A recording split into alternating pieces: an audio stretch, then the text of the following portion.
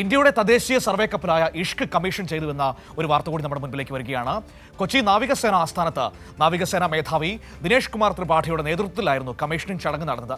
ഇരട്ട ദൗത്യശേഷിയോടെ രൂപകൽപ്പന ചെയ്തിരിക്കുന്ന കപ്പലാണ് INS ഇഷ്ക്.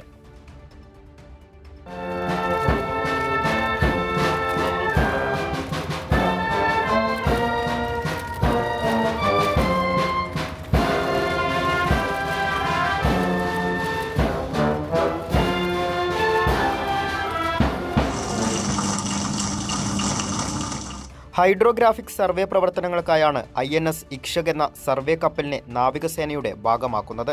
സമുദ്രതലത്തിൽ 11,000 മീറ്റർ ആഴത്തിൽ വരെ മാപ്പ് ചെയ്യാൻ കഴിയും എന്നതാണ് കപ്പലിന്റെ സവിശേഷത.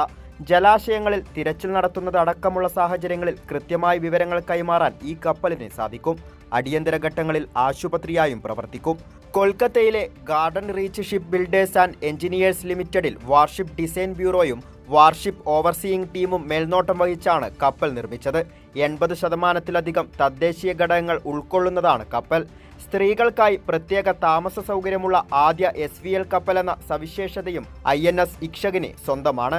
കൈരളി ന്യൂസ്, കൊച്ചി.